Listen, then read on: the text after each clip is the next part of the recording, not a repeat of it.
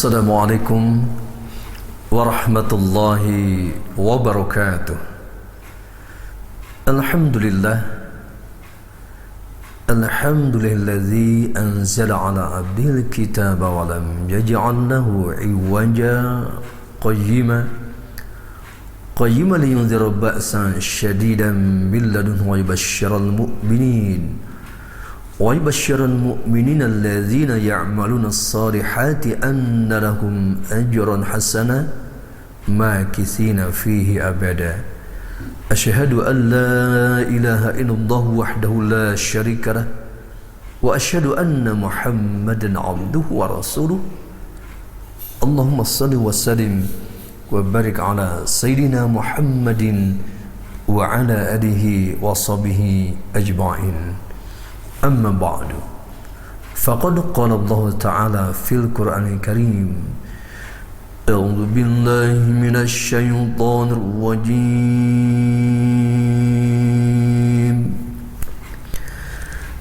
Bismillahirrahmanirrahim.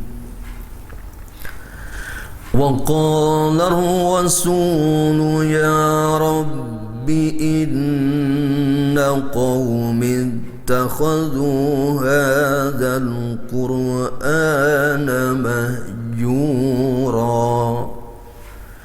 Wa qala Rasulullah khairukum man ta'allama al-Qur'an wa 'allama, afdalukum man ta'allama al-Qur'an wa 'allama.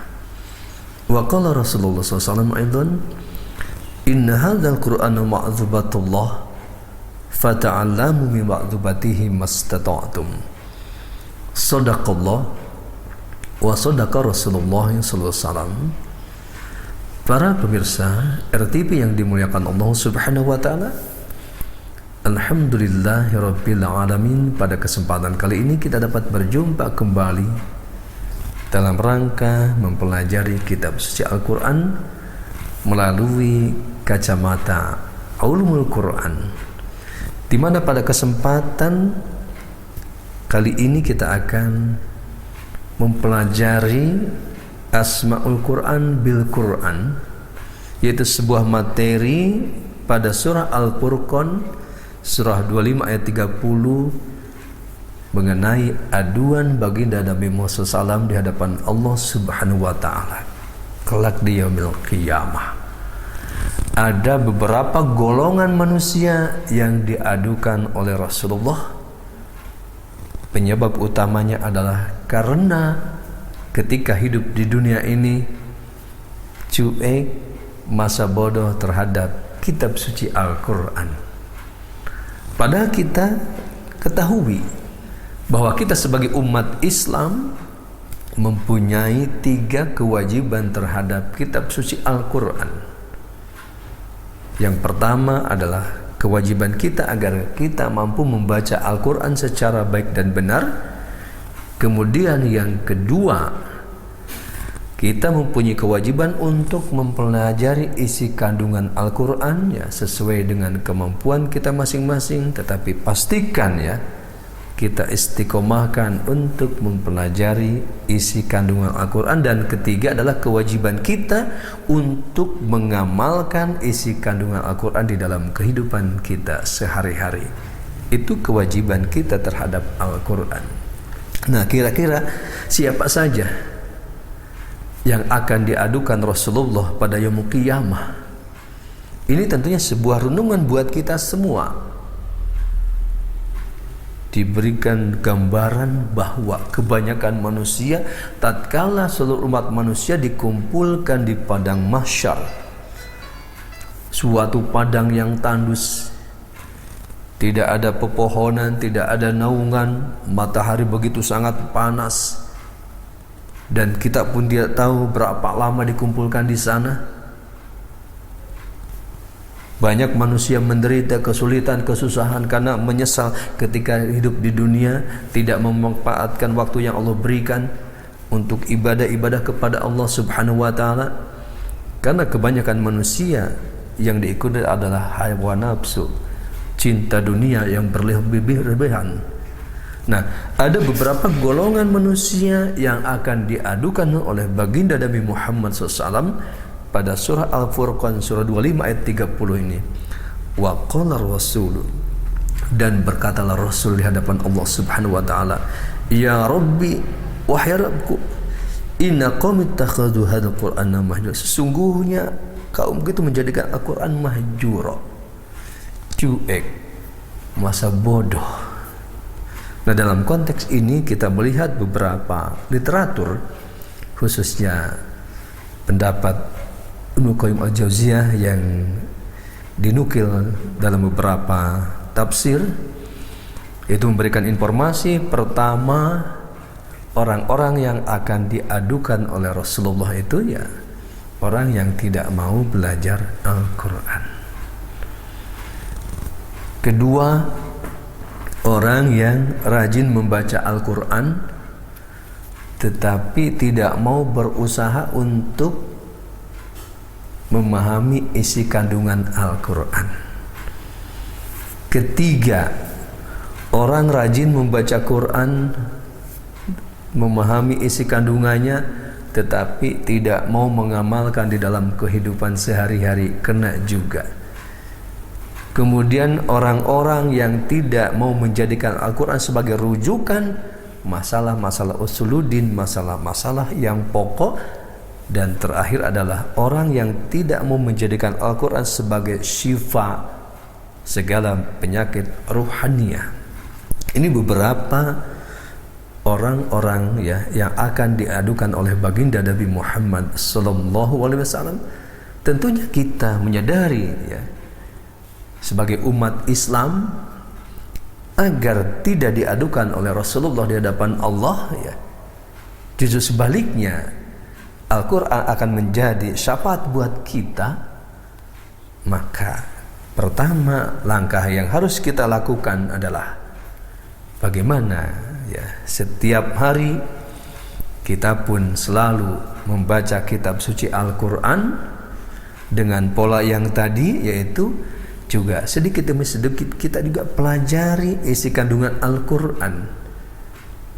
Nah, kemudian pesan-pesan yang disampaikan Al-Quran ya, kita pun ikuti sesuai dengan kemampuan kita. Misalkan menyangkut ibadah yang mahdoh maupun ibadah yang goreng mahdoh ya, kita tingkatkan kualitas sholat kita ya, sholat wajib kita, sholat sunnah kita. Kemudian zikir kepada Allah Subhanahu wa ta'ala juga kita tingkatkan. Kemudian juga banyak baca Qur'annya kita tingkatkan. Ini dalam rangka supaya kita terbebas daripada aduan baginda Nabi Muhammad SAW kelak di yaumil qiyamah nanti. Nah, mulai ayat ini kan artinya sudah diberikan informasi nanti akan terjadi. Oleh sebab itu khususnya pemirsa RTP ya, sebagai pelajaran buat kita semua dimanapun kita berada ya, aktivitas apapun yang kita lakukan, jangan sampai kita melupakan kitab suci Al-Quran, apalagi cuek, apalagi masa bodoh terhadap kitab suci Al-Quran. Oleh sebab itu tentunya sebuah konsep hidup ini harus kita tata, harus kita atur ya, untuk bekerja ya, mencari nafkah. Juga kita harus sisihkan porsi kita untuk mempelajari kitab suci Al-Quran ini, supaya salah satunya itu terbebas daripada aduan baginda Nabi Muhammad SAW. Nah, kalau kita rajin tentunya membaca Qurannya, rajin mempelajari isi kandungannya, kemudian kita berusaha semampu kita mengamalkan dalam kehidupan, insya Allah kita akan terbebas daripada aduan baginda Nabi Muhammad SAW. Ada sebuah riwayat, salah satunya sebagai motivasi buat kita. Man kana yarju liqa Allah falyukrim ahlallah. Kemudian para sahabat bertanya kepada Rasul, halillahi azza wa jalla ahlun? Na'am, ahlullah fid dunya alladzina yaqra'una al-Qur'an. Yang artinya barang siapa ingin berjumpa dengan Allah, ingin bertemu dengan Allah, ingin dimasukkan oleh Allah ke dalam surganya, maka muliakan ahli Allah. Kemudian para sahabat bertanya, halillahi azza wa jalla, ya Rasulullah, apakah Allah mempunyai ahli? Naam, iya, ahlullah fid dunya, ahli Allah di dunia adalah alladzina yaqra'ul Qur'an, yaitu orang-orang yang selalu membaca Al-Quran secara istiqomah. Ini tentunya nasihat buat kita, khususnya pribadi saya, juga pemirsa RTV. Bagaimana Rasulullah setiap hari, kurang apa kesibukannya, tetapi beliau selalu memperbanyak membaca Quran. Juga para sahabat, khususnya sahabat Khulafaur Rasyidin, ya, sahabat Abu Bakar Siddiq, Umar bin Khattab, Utsman bin Affan, Ali bin Abi Thalib, walaupun beliau sibuknya mengurusi masyarakat, tetapi membaca Qur'annya prioritas. Juga para ulama-ulama dari golongan sahabat tabi'in yang hidupnya hanya untuk Al-Quran, kalau tidak ngajar Quran, membaca Quran. Sehingga dalam literatur kita mendapatkan informasi, khususnya para ulama ahli Quran, ya, itu ada yang sampai seumur hidup itu bisa membaca Quran sampai 18.000 kali khotam, ya. Termasuk dalam sejarah juga, ya, Imam Syafi'i misalkan setiap hari khotam Quran. Ketika bulan Ramadan setiap hari 2 kali khotam Quran, ya. Dan yang sangat unik yang menjadi pelajaran buat kita, sama Imam Asy-Syafi'i juga mencontoh Rasulullah ketika bertemu dengan ayat rahmat, berhenti sejenak, mendoakan untuk dirinya, juga untuk umat Islam.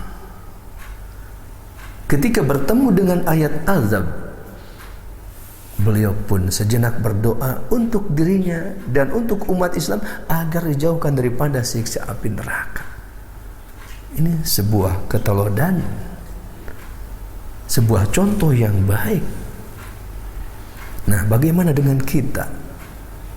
Sebuah koreksi tentunya, ya. Tadi para ulama ahli Quran itu sampai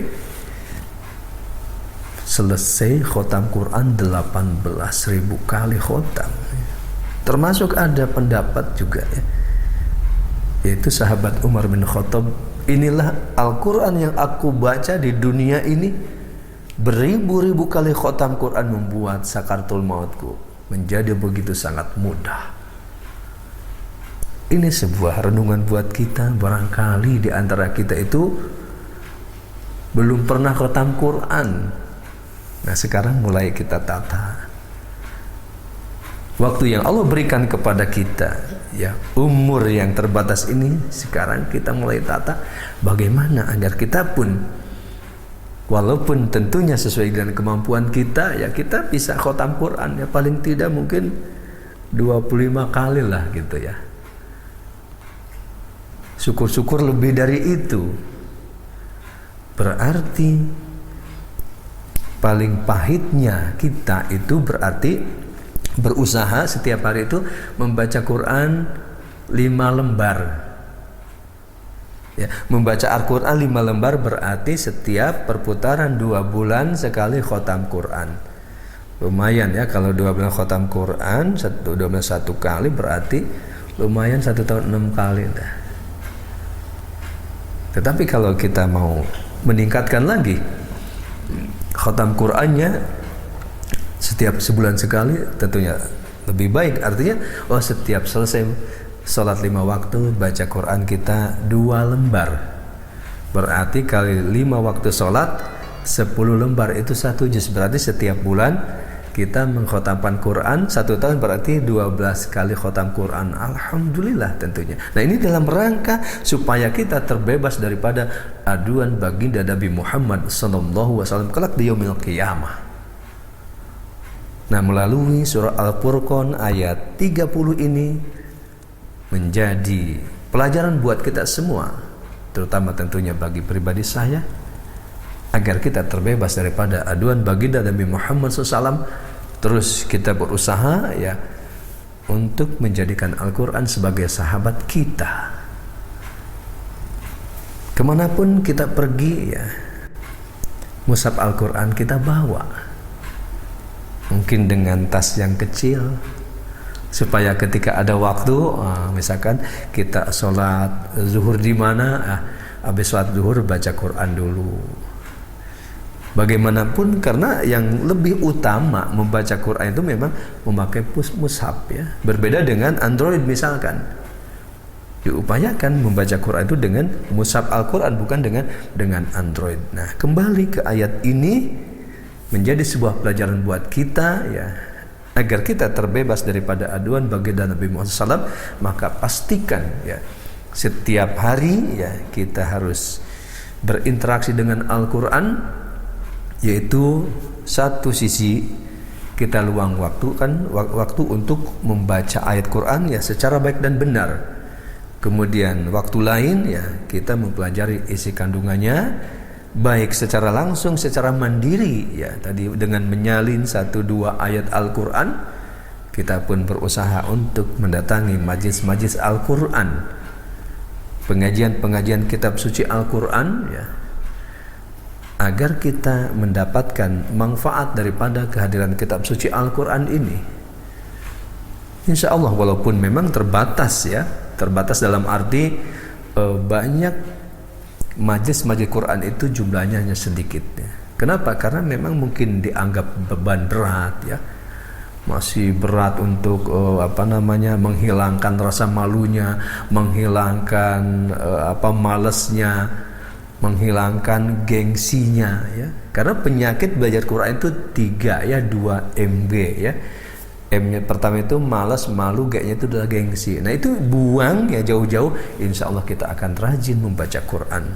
Ada sebuah pengalaman ya, sebagai nasihat buat kita ya. Saya dulu pernah mengajar seseorang, tetapi dengan semangatnya ya sangat luar biasa, dan mulai dari awal belajarnya dari nol, dari huruf hijaiyah. Bahkan saat itu sudah tidak mampu satu pertemuan itu menghafal, mempelajari 10 huruf ya. Tetapi dengan ketekunannya, dengan rajinnya, sampai berkali-kali khatam Quran, kebetulan belajarnya sama saya langsung. Nah, ini apa? Karena niatnya rajin. Kemudian juga ada, belum lama ini juga punya contoh murid saya yang paling muda ya saat itu, tapi mudanya itu usianya baru 77 tahun. Itu muda ya. Nah, ketika mau belajar itu saya sampaikan, Pak Haji kalau mau belajar sungguh-sungguh, kemudian ikut aturan yang saya buat. Akhirnya dengan mengikuti tata cara yang saya sampaikan itu, diikutinya. Nah, sekarang subhanallah ya, dengan semangat membaca Qur'annya itu, satu pertemuan paling sedikit bacanya berapa? 5 lembar sampai 7 lembar ya. Karena semangatnya gitu. Nah, ini beberapa contoh ya, 2 contoh dari yang semangat belajar baca Quran ini, dalam arti sebenarnya kita itu ingin terbebas daripada aduan baginda Nabi Muhammad SAW. Oleh sebab itu tentunya ya, kita pemirsa RTP yang dimuliakan Allah Subhanahu wa taala ya, terus kita isi ya setiap hari untuk membaca Al-Qur'an, kemudian pelajari kandungannya, juga kita jadikan ya Al-Qur'an itu menjadi rujukan permasalahan pokok yang menyangkut ajaran Islam. Artinya kita pun harus berpegang kepada kitab suci Al-Qur'an, tidak boleh mengabaikan isi kandungan Al-Qur'an. Termasuk misalkan perintahnya kita jalankan, larangannya kita jauhi. Itu namanya menjadi Al-Quran sebagai pokok pegangan kita. Kemudian jadikanlah Al-Quran itu sebagai obat segala penyakit rohaniah ya. Artinya ketika kita punya permasalahan, punya problem, Allah memberikan ajaran, juga baginda Nabi Muhammad SAW memberikan tuntunan. Ketika kita punya problem, punya masalah, maka ambillah air wudhu ya, kemudian laksanakan ya salat 2 rakaat, mungkin 4 rakaat. Kemudian setelah itu kita membaca Al-Quran ya sesuai dengan kemampuan kita. Nah, setelah itu baru kita berdoa kepada Allah, ya Allah, berikan jalan keluar problem yang saya hadapi ini dengan wasilah mukjizat Al-Quran ini. Juga berikan ketenangan ya Allah dengan kitab suci Al-Quran, sehingga kami ini bisa berpikir dengan jernih, dengan baik, sehingga masalah yang dihadapi kami ini menjadi ringan dan menjadi selesai. Nah, ini beberapa contoh agar kita semua terbebas daripada aduan baginda Nabi Muhammad SAW, khususnya pada surah Al-Furqan ayat 30, bagian daripada kajian Asmul Quran bil Quran, yaitu nama Al-Quran dengan Al-Quran memberikan informasi kepada kita, menjadi sebuah pelajaran yang sangat berharga tentunya. Mudah-mudahan bermanfaat khususnya bagi pribadi saya dan umumnya bagi pemirsa RTV yang dimuliakan Allah Subhanahu wa taala. Terima kasih. Assalamualaikum warahmatullahi wabarakatuh.